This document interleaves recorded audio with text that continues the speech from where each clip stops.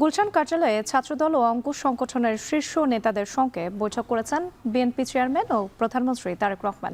এ নিয়ে আরও জানাতে যুক্ত হয়েছেন সানি মৃধা। সানি, বৈঠকে কি কি বিষয় নিয়ে আজ আলোচনা হয়েছে এবং কিছু জানতে পেরেছেন কিনা?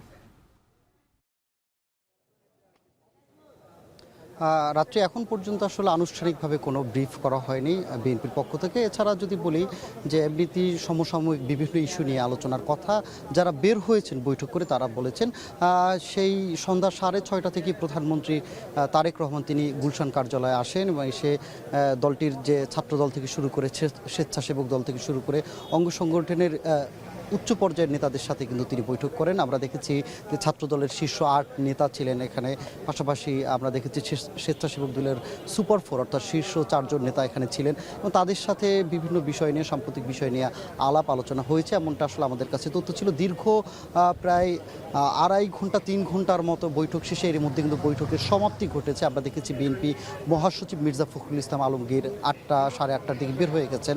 একই সাথে বিএনপির মুখপাত্র যিনি মাহাদি আমিন, মিডিয়া মুখপাত্র, তিনিও কিন্তু বের হয়ে গেছেন। এরই সাথে তিনি বলেছেন যে এই বিষয়ে আজকের বৈঠক নিয়ে তিনি কার্যালয়ে গিয়ে পরবর্তীতে হয়তো তিনি প্রেসের মাধ্যমে বা প্রেস ব্রিফের মাধ্যমে বিজ্ঞপ্তির মাধ্যমে হয়তো তিনি জানিয়ে দেবেন। এর বাইরে আসলে খুব বেশি জানা আমাদের পক্ষে সম্ভব হয়নি। তবে এই প্রথম প্রধানমন্ত্রী তারেক রহমান প্রধানমন্ত্রী হিসেবে নির্বাচিত হওয়ার পরে কিন্তু তিনি এই বৈঠকটি করলেন, অর্থাৎ এই প্রথম প্রধানমন্ত্রী হওয়ার পরে অঙ্গ সংগঠন থেকে শুরু করে বিভিন্ন বিএনপির উচ্চ পর্যায়ে বা শীর্ষ নেতাদের সাথে তিনি একই সাথে তিনি বৈঠক করেছেন এবং দীর্ঘ প্রায় 3 ঘন্টার মধ্যে বৈঠকটি চলমান থাকে। এর মধ্যে ছাত্রদলের যারা নেতা কর্মীরা এসেছিলেন বৈঠকে অংশ নিতে তারা বের হয়ে গেছেন কিছুক্ষণ আগে।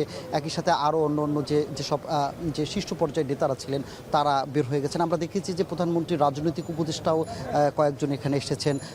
পাশাপাশি কিন্তু কয়েকজন হচ্ছে যে সংগঠনের বিভিন্ন অঙ্গ সংগঠনের নেতাকর্মীরা, বিশেষ করে স্বেচ্ছাসেবক দলের আহ্বায়ক জিলানিকে আমরা এখানে আসতে দেখেছি। এর পাশাপাশি আমরা এখানে এই গুলশান থানার আশপাশের যে অন্য নেতাকর্মী তারাও কিন্তু পুরো গুলশান এলাকার এই পুরো জায়গাটি ভিড় করে রেখেছেন।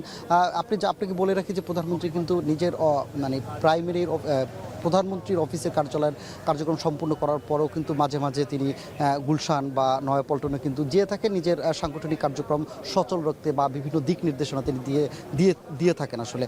তো রাত্রি গুলশান বিএনপি কার্যালয় থেকে সবশেষ এই ছিল আমার কাছে। গুলশান কার্যালয়ে ছাত্রদল ও অঙ্কুশ সংগঠনের শীর্ষ নেতাদের সঙ্গে বৈঠক করেছেন বিএনপির চেয়ারম্যান ও প্রধানমন্ত্রী তারেক রহমান। এ নিয়ে বিস্তারিত জানাতে যুক্ত ছিলেন সানি মৃধা।